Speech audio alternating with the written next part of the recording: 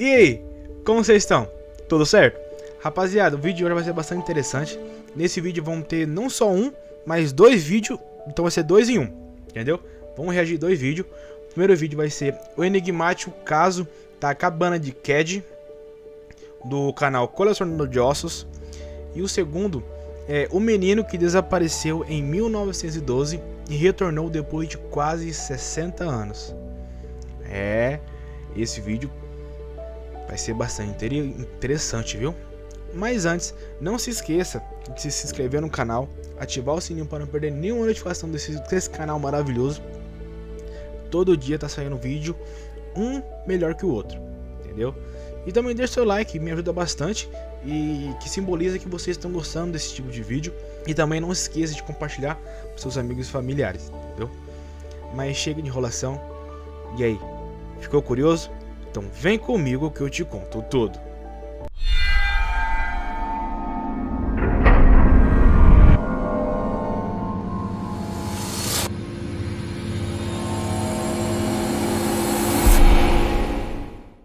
Bora lá então. O primeiro vídeo aqui, o enigmático caso da cabana de Ked. Bora lá, chega de enrolação.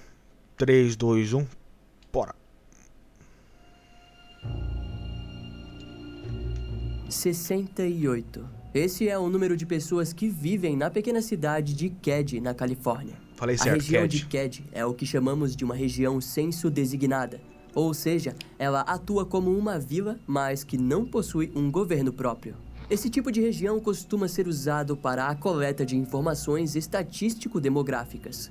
Em outras palavras, é um tipo de região onde nada acontece. Mas mesmo assim, antes do fim da década de 80, Ked costumava contar com um pequeno número de turistas. Em sua grande maioria, os turistas vinham da Califórnia, Reno ou Nevada e adoravam fazer as trilhas florestais que Ked oferecia. No entanto, em meados de 1981, um acontecimento... Então, a cabana de Ked era um ponto turístico. Então muitas pessoas foram pra lá então, hein? Rapaz. O horrível trataria de afastar para sempre os turistas da região montanhosa e pacata de Ked. No vídeo de hoje, conheceremos mais um dos eventos sombrios e enigmáticos do qual os Estados Unidos já presenciou em suas terras. Então já deixa o like nesse vídeo e ativa o sininho de notificações que eu te conto tudo. Ó, um anúncio. Você é um programador iniciante e tá naquela bendita fase que você estuda.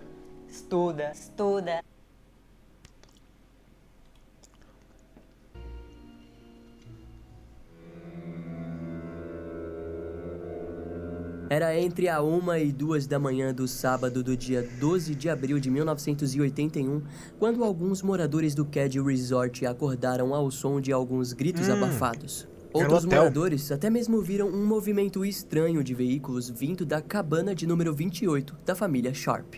Em contrapartida, as outras dezenas de moradores das cabanas próximas sequer ouviram os barulhos abafados que vinham da cabana 28. Foi assim até às 7 horas da manhã do dia seguinte, quando Sheila Sharp, de 14 anos, que havia dormido na casa de uma de suas vizinhas, decidiu retornar para a cabana de sua família. Eram poucos metros para Sheila caminhar, e rapidamente ela chegou até a porta da entrada de sua residência. A porta estava sempre destrancada e por aquele motivo a garota apenas a abriu, sem imaginar o que estava prestes a presenciar. A primeira imagem que se apresentou diante os seus olhos foi a da cor vermelha, uma cor que estava manchada por todo o corpo do seu irmão mais velho, John Sharp, de 15 anos, que estava amarrado e visivelmente ferido. Ao se deparar com aquilo, tudo o que Sheila conseguiu fazer foi fechar a porta e retornar assustada para a casa dos seus vizinhos, a família Sibolt. Sheila entrou em um tipo de estado de choque, o qual James e Zonita Sibolt não conseguiram lidar. Tudo o que a garota conseguia descrever era a enorme quantidade de sangue que havia em toda a sala de estar da sua residência. Os Sibolt então enviaram o seu filho Jamie para verificar a cabana 28. Lá, ele encontrou a cena grotesca e a explorou. Para sua surpresa, encontrou 3 garotos completamente ilesos no quarto aos fundos: Rick Sharp, Craig Sharp e outra criança que era da comunidade, Justin. Imediatamente, Jamie guiou os garotos para que saíssem pela porta de trás, a fim de evitar que se deparassem com a cena horrível, onde Glenna Sue Sharp, de 36 anos, John Sharp, de 15 anos e Dana Wingate, de 17 anos, se encontravam mortos no local. Era por volta das 8 horas da manhã quando as autoridades chegaram no local. A cena do crime foi tomada por vários oficiais do gabinete do xerife do condado de Plumas, que em poucos minutos entraram em contato com Don Davis, irmão da dona da cabana 28, Glenna Sue Sharp. Don teve dificuldades em identificar as vítimas, mas acabou conseguindo. No decorrer das próximas horas, a equipe forense registrou cada um dos pontos da cena do crime. Os oficiais responsáveis pelo caso logo perceberam que aquela investigação seria diferente de tudo o que já haviam feito. A sala de estar estava completamente tomada por sangue, além de que vários cortes foram notados nas paredes e papel de parede da cabana. Em primeiro momento, as autoridades acreditavam que aquela cena de crime havia sido criada por mais de uma pessoa e que eles haviam nitidamente tentado destruir a residência junto com os moradores. Assim como muitas cenas de homicídio, havia um ódio explícito e direcionado a pelo menos uma das vítimas, sendo possivelmente Glenna Sue Sharp. Conforme os investigadores montavam os acontecimentos, a autópsia traria um pouco do vislumbre violento que havia ocorrido na cabana 28 em Kedzie. De acordo com os relatórios da polícia, todas as 3 vítimas encontradas no local tiveram seus pulsos e tornozelos amarrados com fio elétrico e fita. Alguns dos rolos de fitas foram encontrados dentro da residência. John Sharp, de 15 anos, não apresentava ferimentos de defesa, o que indicava que ele havia sido espancado e esfaqueado quando estava completamente amarrado e indefeso. O mesmo padrão foi encontrado na segunda vítima, Dana Wingate, de 17 anos. Dina era um dos amigos de John e estava de visita no dia do assassinato. Já a autópsia do corpo de Glenna Sue Sharp mostrou alguns pontos curiosos.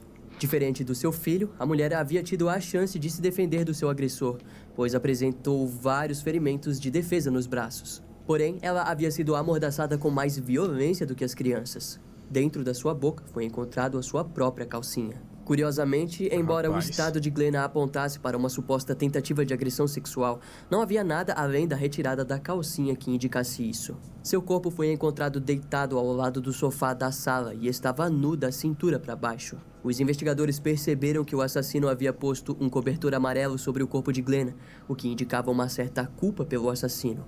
Glenna havia sofrido diversas facadas no peito e pescoço, mas os ferimentos mais marcantes foram o espancamento na região da cabeça. Segundo os estudos do FBI, quando o agressor possui um ódio pessoal pela vítima, é comum que a região da cabeça e rosto seja o mais agredido. Isso costuma ocorrer porque o agressor deseja despersonalizar a vítima, para que possa dirigir todo o seu ódio sem arrependimento de estar fazendo aquilo com alguém que ele mesmo conhece ou convive. No caso de Glenna, o esfaqueamento na região do pescoço talvez indique que ela havia falado algo que o agressor não gostou de ter ouvido. Alguns ferimentos de espancamentos na cabeça de Glenna apontava que ela havia sido agredida com uma arma.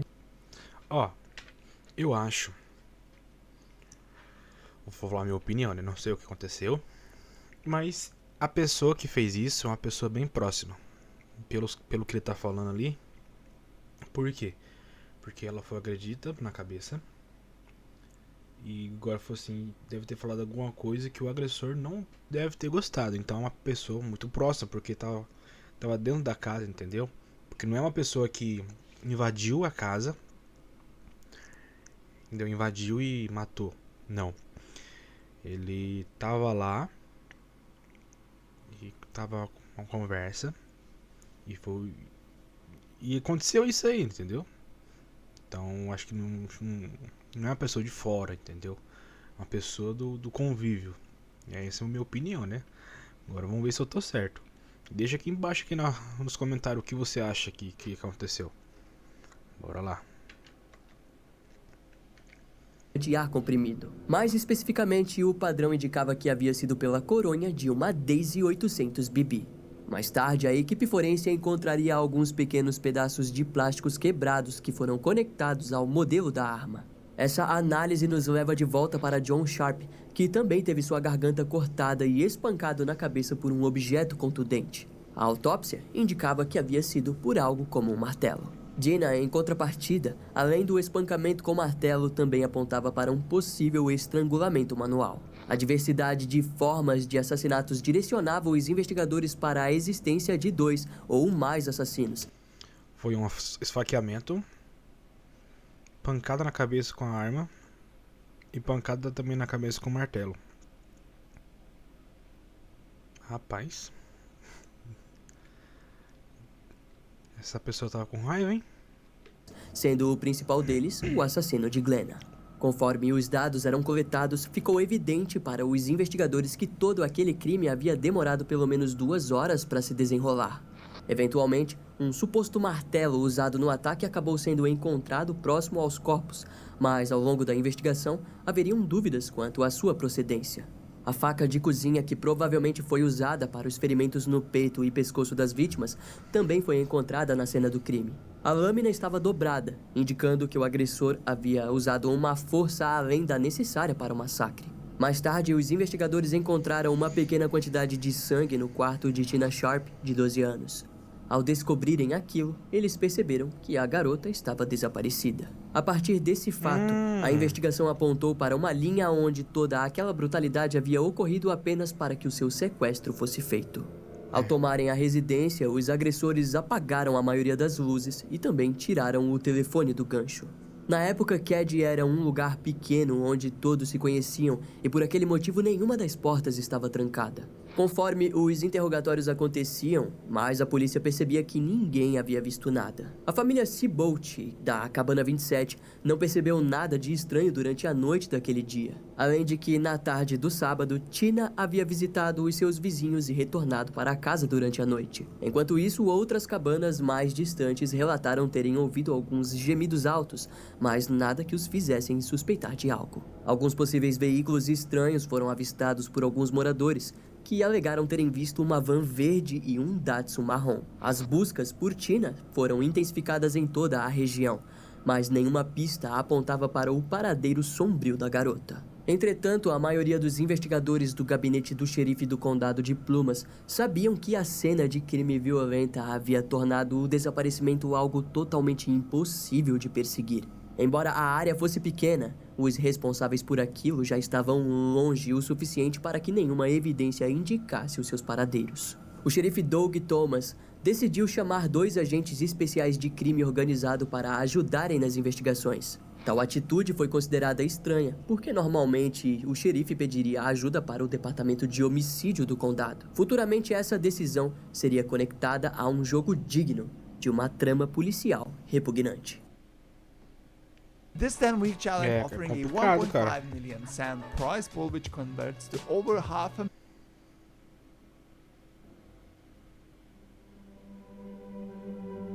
Glenna Shul Sharp havia se mudado para a cidade de Kedzie no outono de 1981.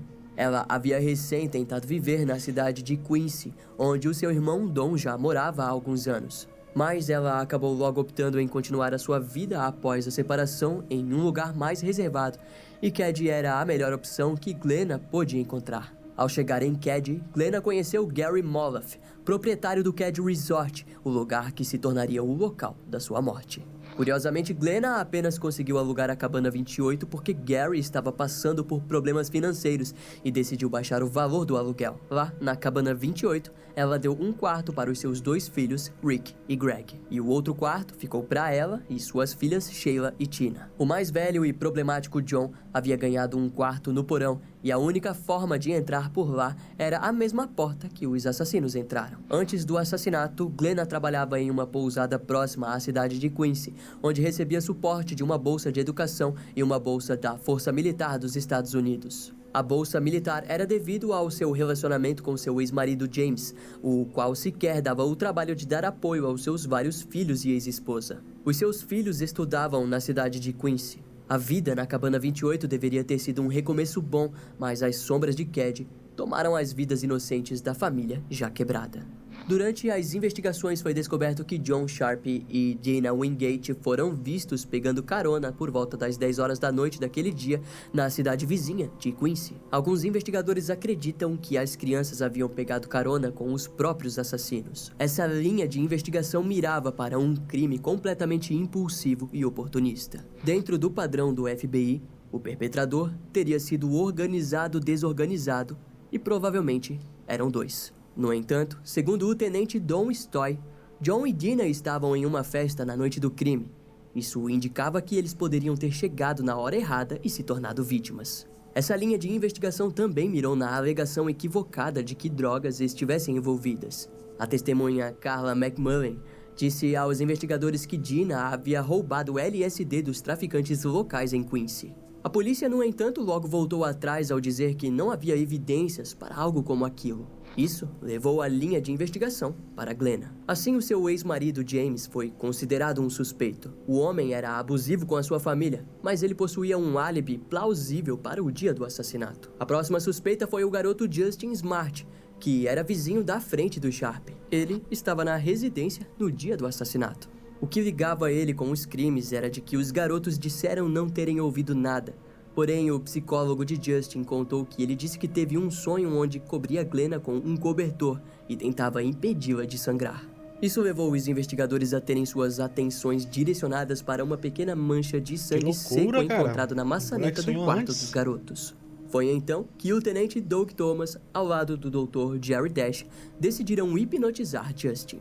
Durante a hipnose, ele contou que havia visto 2 agressores lutando contra Glenna. Além de contar que John e Dina chegaram na residência durante o ataque e que Tina também havia sido vista pelos homens desconhecidos, que a levaram consigo. Contudo, a hipnose ocorreu cerca de 1 mês depois dos acontecimentos. Por aquele motivo, pouca coisa da hipnose realmente pôde ser considerada viável, mas o garoto acabou sendo desconsiderado como suspeito. Mas, de acordo com Justin, os 2 homens usavam óculos de sol escuros no momento do crime. Continham em torno de 20 e poucos anos e um deles foi descrito com cabelo loiro e longo com bigode. Já o outro foi dito como tendo cabelos escuros e curto, além de que estava bem barbeado. Conforme os esboços eram espalhados, foi percebido que um dos personagens descritos por Justin Smart se parecia muito com o seu padrasto Martin Smart. Assim, uma investigação foi montada para descobrir os podres da vida de Martin. Na investigação foi descoberto que ele possuía um ódio contra John Sharp, que era conhecido na época por ser encrenqueiro. E antes de levá-lo para interrogatório, a força policial já havia percebido a sua presença incômoda próximo à cena do crime. Em seu interrogatório, ele disse que estava no bar Caddy's Backdoor no momento do massacre. Sua esposa Marilyn e seu amigo John Bobade confirmaram o álibi.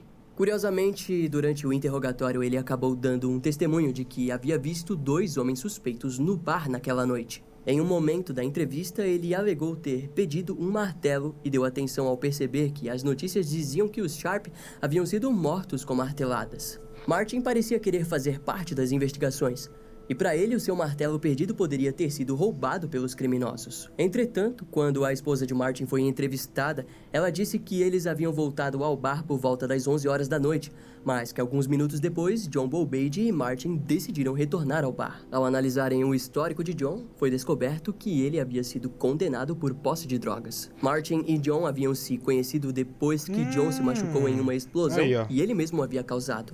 Quando os clientes do bar foram interrogados, todos relataram que Martin e John estavam vestindo terno e também usavam óculos de sol, o que soava estranho, até porque eles estavam dentro de um bar. O bar fechou à 1h30 da manhã, mas Marilyn alegou que os 2 chegaram em casa por volta das 2 horas da manhã. Ela informou às autoridades que, ao levantar, viu os 2 ao redor do fogão a lenha, onde queimavam alguma coisa. Marilyn deixou claro para os investigadores que ela acreditava na possível participação do seu marido nos crimes, pois Martin era um homem violento e que realmente não gostava de John Sharp. E nesse momento do caso, alguma coisa soa meio estranha. Por algum motivo, a comando do xerife Doug Thomas, a polícia tirou os 2 homens da lista de suspeitos, e isso fez com que eles saíssem de Caddy. John acabou indo morar em Illinois, onde acabaria falecendo 7 anos depois. Martin se separou de Marilyn na mesma semana dos assassinatos e foi morar em Illinois, onde morreria no ano de 2000. Os 2 foram os suspeitos mais prováveis em questões gráficas, mas as provas físicas estavam escassas. O caso dos assassinatos da Cabana 28 de Caddy acabou esfriando, mas algo aconteceria que traria os horrores novamente à vida. Mas cara... Peraí, deixa eu pular uma cena aqui.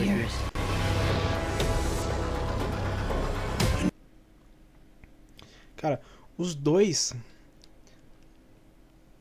tipo assim, batia com a descrição certinha, cara.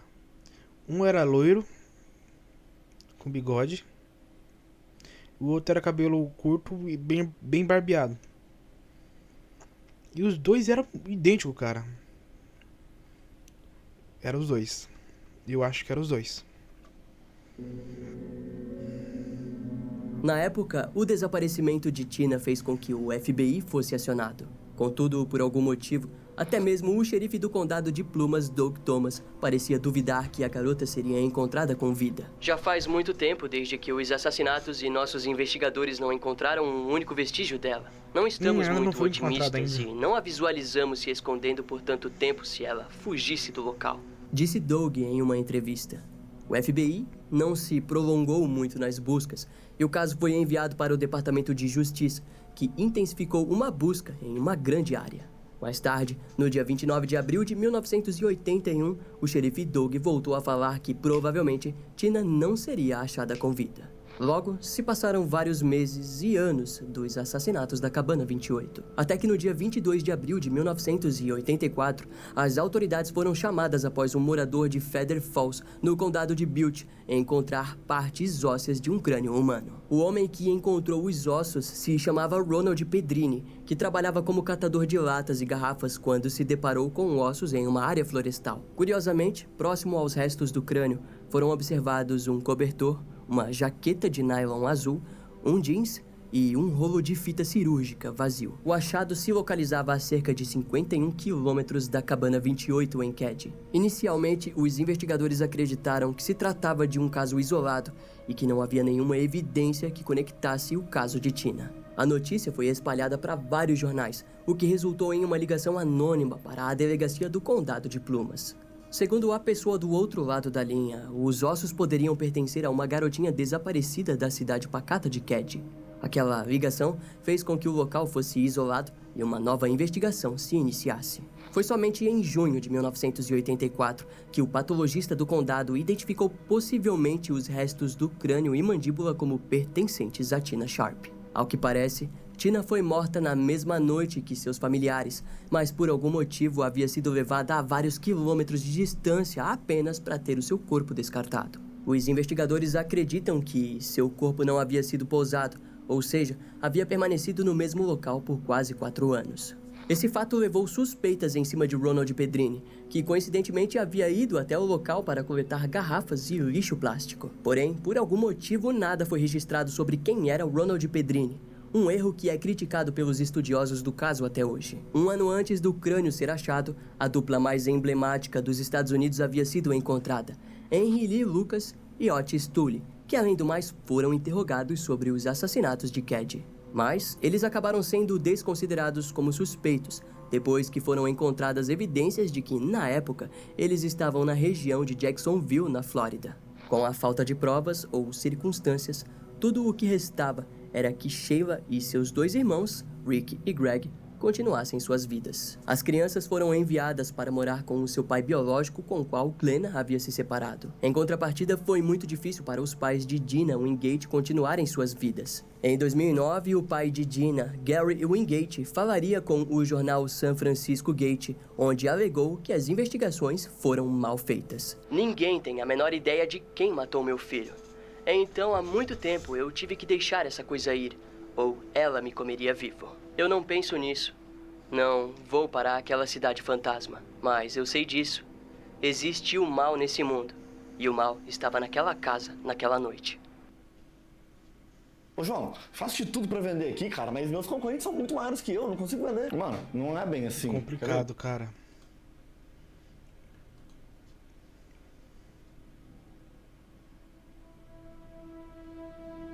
No dia 24 de março de 2016, um martelo foi encontrado em um lago próximo à região de Kedzie.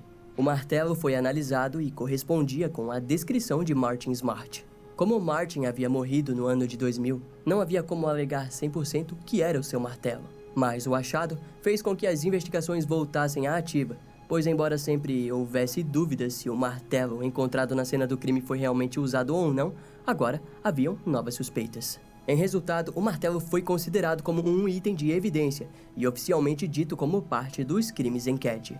Em 2016, o atual xerife se tratava de Greg Hagwood, que na época de 1981 possuía 16 anos e era amigo de John Sharp e Dina Wingate. Devido a isso, Greg considerava o crime como algo pessoal e, para ele, o martelo sem dúvidas era a arma do crime oficial. Poucas informações sobre o achado foram compartilhadas, mas em uma reunião com a imprensa, Greg disse o seguinte: "O local onde foi encontrado teria sido intencionalmente colocado lá. Não teria sido acidentalmente extraviado." O achado fez com que as suspeitas sobre Martin Smart retornassem. Na época, um artigo foi publicado no jornal Sacramento Bee, onde novas informações confidenciais foram a público. De acordo com o artigo, novas evidências realmente conectavam Martin ao massacre. A principal evidência era de que, antes de se mudar para Illinois, ele havia deixado uma suposta carta para sua esposa, Marilyn, com a qual se divorciou logo após os acontecimentos de 1981. Segundo fontes, Glenna teria dito para que Marilyn se divorciasse de Martin, assim como ela havia feito com o seu ex-marido abusivo. Martin teria descoberto isso e, como possuía picos de raiva, acabou se direcionando à residência da sua vizinha depois do bar e, completamente bêbado, massacrou a família Sharp. A suposta carta possui um trecho onde Martin escreveu: "Eu paguei o preço da sua vida, e agora eu comprei com a vida de 4 pessoas, e você me diz que terminamos. Ótimo. O que mais você quer?" Além do mais, essa carta sempre esteve em mãos dos antigos investigadores do caso e foi encontrado entre os itens confidenciais. Segundo o xerife posterior Greg Hagwood, os antigos policiais podem até mesmo ter feito um trabalho horrível devido a algum tipo de corrupção. Afinal, para ele, até mesmo um novato teria feito um trabalho melhor do que aqueles investigadores ditos como experientes. Outro fator contribuinte para a culpa de Martin teria sido facilmente descoberto ainda na época das investigações. O que queremos dizer é de que, sem dúvidas, Martin possuía picos de raiva, mas ele também frequentava uma clínica local, onde visava cuidar dos seus problemas de estresse, controle de raiva e estresse pós-traumático. No passado, Martin havia atuado na Guerra do Vietnã e a guerra teria mexido com a sua mente. Depois que a faca foi encontrada, o profissional que acompanhava Martin alegou que o seu paciente teria confessado o assassinato de Glenna e de Tina, mas negou ter se envolvido no assassinato de John e Dina. Ao que parece, Martin teria acreditado que confessar esse tipo de coisa a um profissional mental não poderia ser usado contra ele. Após esse profissional, que se manteve anônimo, ter dito essas informações para as autoridades, em 2016 ele foi questionado sobre por que não havia dito isso antes. Ele alegou que havia dado todas essas informações às autoridades já em 1981, mas foi ignorado. Ainda em 2016, o investigador especial Mike Gemberg disse em uma entrevista ao jornal Sacramento Bee que há possivelmente 6 suspeitos em potencial envolvidos e que nós sabemos exatamente onde eles estão. Para Mike, o antigo xerife do condado de Plumas, Doug Thomas, estava envolvido em algo relacionado a passe livre de contrabando de drogas e que o assassino de Glenna acabou se tornando um efeito colateral da existência de Martin e John Bowbade. Nessa linha de investigação, os 2 agentes de Sacramento, que foram chamados em 1981, possivelmente eram corruptos e teriam ajudado os criminosos a passarem despercebidos e fugir da área. Em abril de 2018, o condado de Plumas alegou que amostras de DNA haviam sido recuperadas de uma das fitas da residência de Glenna Sharp. Esse DNA foi comparado com um dos suspeitos e ainda existe uma investigação sendo feita. Junto aos materiais encontrados dentro dos itens do caso do massacre em Kedzie, também havia um envelope que continha a fita que registrou o telefonema de 1984, onde uma pessoa anônima telefonou para relatar que o crânio encontrado era de Tina Sharp. A pessoa por detrás dessa ligação é dita como a peça-chave em todo esse caso, pois acredita-se que ela não seja o assassino, mas sim alguém que sabia exatamente quem era o assassino. Atualmente, essa gravação foi enviada para o FBI, que até agora não deu nenhuma resposta quanto aos detalhes. Uma recompensa de $5.000 por qualquer informação que levem à prisão dos criminosos continua a existir, mas não há novas atualizações sobre o caso. Em 2022, a região de Kedzie conta com um pouco menos de 70 habitantes. Muitos se mudaram após os eventos horríveis de abril de 1981, enquanto outros continuam aguardando por justiça. O investigador especial Mike Gemberg, assim como o próprio xerife, se viram conectados com o caso. Ao jornal Plumas News, ele disse o seguinte: "A vida mudou drasticamente em 1981 para toda essa comunidade. Todo mundo suspeitava de todo mundo e tinham medo de todo mundo." Em 2004, a Cabana 28 e várias outras foram simplesmente demolidas. O local se tornou a essência de um mal incompreendido. Nos anos 2000, vários documentários independentes sobre o caso espalharam essa história para o mundo. Atualmente, até a data desse vídeo, estamos no fim de 2022 e já fazem 41 anos desde o massacre em Keddie. Hoje, todos nós conhecemos o trágico fim da história de Glenna Shul Sharp e de seus filhos John e Tina Sharp, além da vida inocente ceifada de Dina Wingate, que sofreu do mal cometido por possivelmente mais de um indivíduo. Muito obrigado por ter chegado até o final. Rapaz. Mais de 40 anos e nenhuma pista do que aconteceu. Quer dizer, o que aconteceu, a gente já sabe o que aconteceu, né? Mas de quem foi o assassino que cometeu tudo isso, cara? Que loucura, cara! Mas eu acho que foi aqueles dois lá que morreram lá. Morreu em 2000 e o outro que morreu 7 anos depois. Que eu não vou lembrar o nome. John e o outro lá. Eu tenho certeza que foi os dois. Cara, tipo assim, tô falando assim, é um caso muito diferente, mas muito fácil de resolver. Resolver entre aspas, assim, resolver. Porque eu acho que foi os dois, entendeu? Porque tá batendo muitas pistas, tá batendo muito o que é os dois. Mas e aí? Deixa aqui nos comentários o que você acha. Se você tem alguma ideia de quem foi que fez esse assassinato. Eu sei que é um caso bem diferente, cara. O que vocês acharam desse vídeo? Gostaram? Bora pro segundo vídeo. Esse vídeo aqui é o menino que desapareceu em 1912 e retornou depois de quase 60 anos. Vídeo do canal Fatos Desconhecidos. Bora lá então. 3, 2, 1.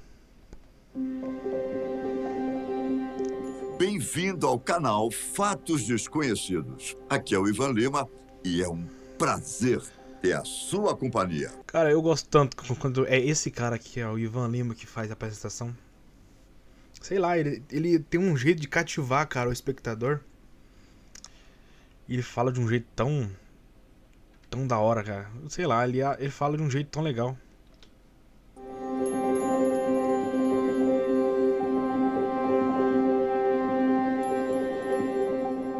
Como seria se uma pessoa que você conhece desaparecesse misteriosamente e retornasse quase 60? Olha lá.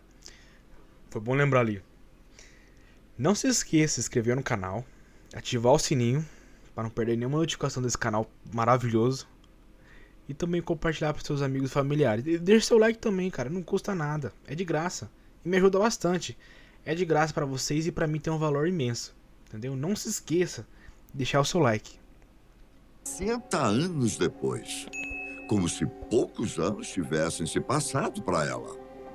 Ainda hoje, em pleno 2022, não podemos afirmar que a viagem no tempo de fato é possível.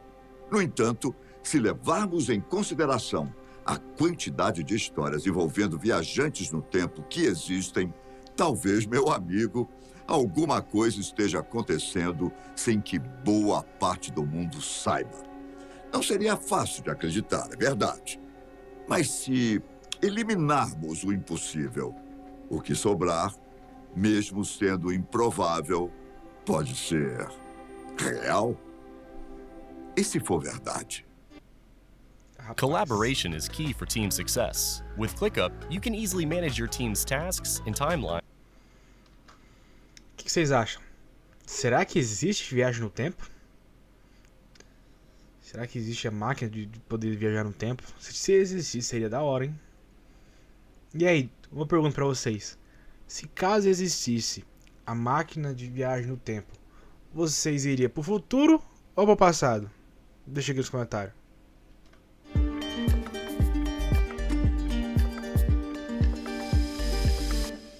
A suposta história mirabolante de viagem no tempo que eu vou contar aconteceu com Thomas Johnson, um garoto de 10 anos que morava em uma fazenda em Nova York no ano de 1912. Por ser uma história muito antiga, os detalhes não são tão extensos como outros casos do gênero. A questão é que a semelhança com produções como Dark e Outer Range nos faz pensar que existe um fundo de verdade que inspirou a criação dessas séries. Em julho de 1912, quando Thomas morava com os pais, ele saiu para brincar com alguns amigos, perto de um lago na fazenda da família. Estamos falando de um lago que estava lá antes mesmo do pai de Thomas comprar a propriedade e que o garoto tinha sido proibido de se aproximar por causa de alguns episódios, digamos, estranhos que aconteceram ao redor. O pai de Thomas dizia que alguns animais que se aproximavam do lugar simplesmente desapareceram e nunca mais eram vistos.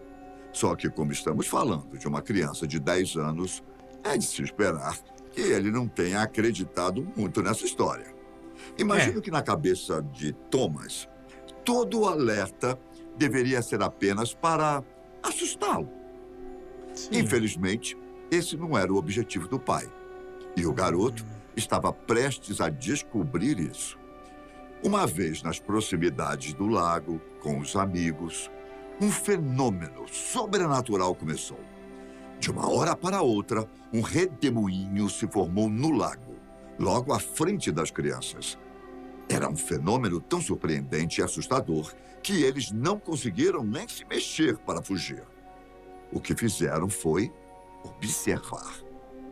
Thomas foi o único que não ficou travado naquele momento. Pelo contrário, o garoto estava muito curioso e se aproximou mais um pouco do lago para ver de perto o fenômeno.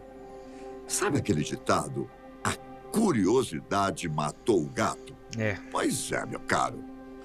Thomas foi a prova de que, às vezes, a curiosidade pode ser perigosa.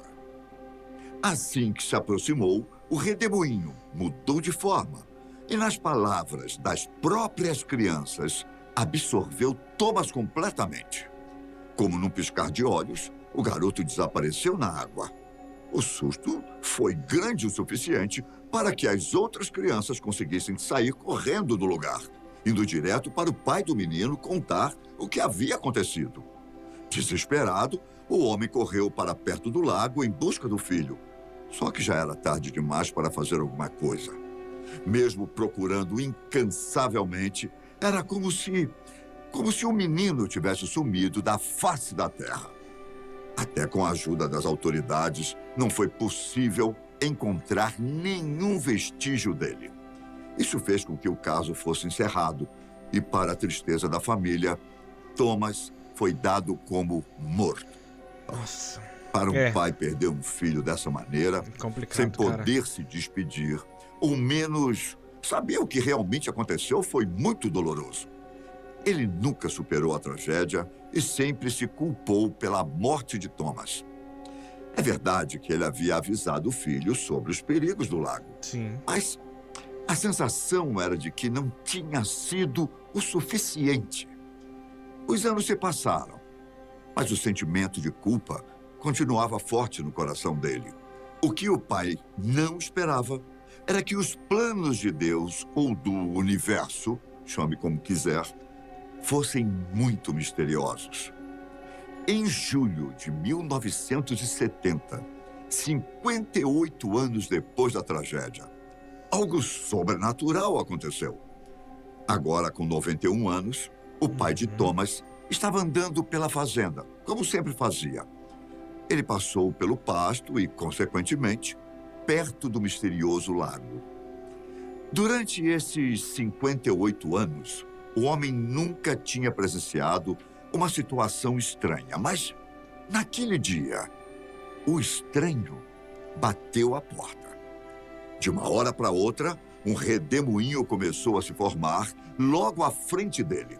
Dessa vez, o fenômeno não buscou algo para levar, mas sim deixou algo às margens do lago. Nossa. Bem agora que tava ficando interessante.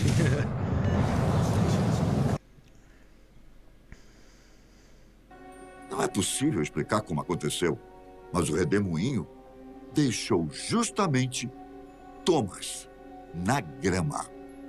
58 anos depois. O garoto estava bastante perdido e nem reconheceu o pai logo de cara. Afinal, imagine a surpresa e tanto ao encontrar o pai bem mais velho do que quando desapareceu. É.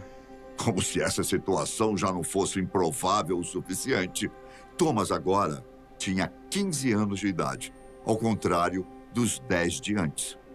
O caso foi levado às autoridades para tirar a prova dos 9 e confirmar que o rapaz, de fato, era Thomas, e não um impostor ou outro garoto desaparecido. Só que para o pai dele não havia dúvidas. Embora 5 anos mais velho, o jovem era idêntico ao seu filho. Depois de uma rápida investigação, os resultados foram bastante conclusivos. O rapaz era Thomas. Oxi. Com um caso tão surpreendente como esse, ainda mais com as autoridades envolvidas, era de se esperar que houvesse mais detalhes, não é? É. O problema é que os dois ficaram receosos com a proporção que a história estava tomando e decidiram não só mudar de cidade, como também de identidade. Nunca mais se ouviu falar de Thomas e, aparentemente, o jovem também não quis contar os detalhes do que aconteceu no período em que ficou desaparecido. Ô, louco. Seria essa história uma lenda urbana? Deve ser, cara. Ou será que realmente algo sobrenatural aconteceu? Ah, Experimentos na região? Abdução Sei não, hein? alienígena? Bom, a história de Thomas pode ter acabado por aqui, mas ela não é nem de longe a única do gênero. Antes de ir embora, aumente o volume e me acompanhe em mais um caso que pode mudar Opa, tudo bora o lá. que você conhece. O episódio aconteceu um pouco antes da história de Thomas Johnson, no dia 10 de agosto de 1901. As Faz tempo, hein? protagonistas da história foram duas senhoras britânicas que trabalhavam na faculdade St. Hugh's, da Universidade de Oxford.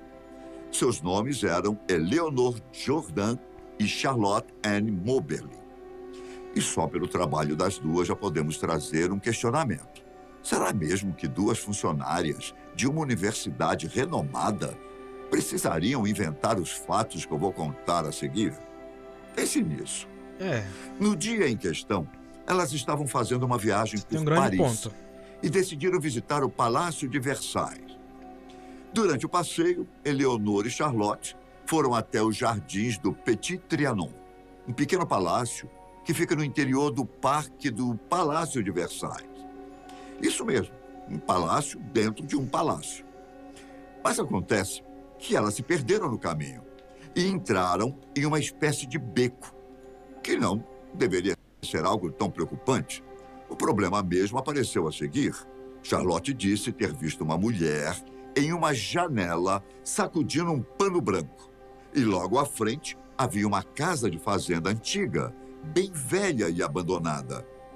Foi uma visão que não fazia muito sentido para 1901. Ainda assim, elas continuaram a caminhada. A atmosfera, naquele momento, parecia estar envolvida de tristeza e opressão. Confusas, as duas pediram orientação para dois funcionários do local, que estavam usando chapéu de 3 pontas e longos casacos verdes. Voltaram Mais no à tempo? frente, as estranhezas aumentaram. Nada parecia natural, como elas disseram.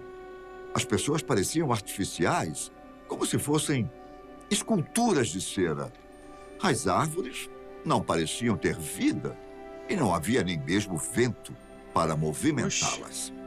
Já em uma espécie de quiosque no local, as duas viram um homem sentado com uma capa e um grande chapéu. A expressão dele era odiosa. E Eleonor percebeu que o homem parecia ter marcas de varíola no rosto. Quando Eleonor e Charlotte finalmente chegaram no Petit Trianon, elas se depararam com a figura mais estranha da viagem. Sentada na grama, em frente ao palácio, havia uma mulher desenhando. Ela usava um vestido típico de verão, cabelos longos e estava com um chapéu branco. Charlotte logo imaginou que fosse uma turista, mas as roupas, a aparência no geral... Bom, aquela mulher definitivamente estava fora de seu tempo. Ou melhor, talvez Eleonor e Charlotte é que estivessem. Sim. Quando essa, digamos, experiência temporal acabou, Charlotte disse que aquela mulher era ninguém menos que Maria Antonieta, a mesma que nasceu em 1755 e que foi executada na guilhotina em 1793. Ela foi a arquiduquesa da Áustria, rainha consorte da França e Navarra, e pode-se dizer que foi um dos últimos membros da realeza a morar em Versailles. Bom, por conta de todo o passeio, parecia que as duas realmente tinham voltado no tempo, para o século XVIII. Até mesmo o castelo em questão estava com uma pintura diferente, como se estivesse mais novo do que deveria estar em 1901. Bom, infelizmente, as duas não pararam para conversar com a mulher. E alguns momentos depois, foram direcionadas para a entrada do palácio por um guia. Nesse momento, elas não só se reuniram com outros visitantes, como toda a atmosfera do século XVIII desapareceu. Mais tarde, quando as duas conversaram sobre a situação e analisaram todos os elementos, elas concluíram que algo sobrenatural havia acontecido nas terras de Petit Trianon. Eleonor e Charlotte acreditavam tanto na experiência que até publicaram um livro, An Adventure, em 1911, com detalhes do passeio atemporal. Por mais que a obra tenha sido um sucesso, os leitores tiveram dificuldades em acreditar que a história fosse real. Há quem diga que as duas mulheres simplesmente passaram pelo local quando alguma festa temática estava acontecendo, com pessoas com roupas de época. Mas será mesmo? Seria a experiência de Eleonor e Charlotte apenas uma confusão de duas pessoas que não estavam acostumadas a ver um evento do tipo? Ou podemos acreditar em tudo que foi dito por elas? Não seria fácil de acreditar, é verdade. Mas se eliminarmos o impossível, o que sobrar, mesmo sendo improvável, pode ser real. E se for verdade? Eu acho bastante interessante, porque, tipo, como é que... Eu acredito que não seja verdade. Mas eu também não desacredito que seja verdade. Entende? Mas, tipo, cara, é um negócio bastante delicado, porque, tipo, eu não sei se é verdade, porque, tipo assim, eu não passei por isso. Mas quem passou, igual, elas até publicaram um livro, né, só falando sobre isso. Mas eu acho que é invenção, hein, cara. Eu acho que isso não existe, não. Porque elas voltaram muito no tempo, cara. O primeiro, o menino voltou... O menino passou 5 anos pra ele, mas pro pai passou mais de quase 60 anos. O moleque voltou com 10 anos. Agora esse aí voltou no tempo. Eu não sei. Deixa aqui nos comentários o que você achou desse vídeo, o que você achou dos dois vídeos, entende? Dê sua opinião, fala o que você achou. E é isso. E esse foi o vídeo de hoje. Espero que vocês tenham gostado. Se caso vocês tenham gostado, não se esqueça de se inscrever no canal, ativar o sininho para não perder uma notificação desse canal maravilhoso. E também compartilhe para seus amigos e familiares. E deixe seu like também, porque me ajuda bastante. E mostra que vocês gostam de vídeos como esse, entendeu? E esse é o vídeo de hoje. Deus abençoe a todos por ter assistido até aqui. E até a nossa próxima curiosidade, o mistério. Valeu!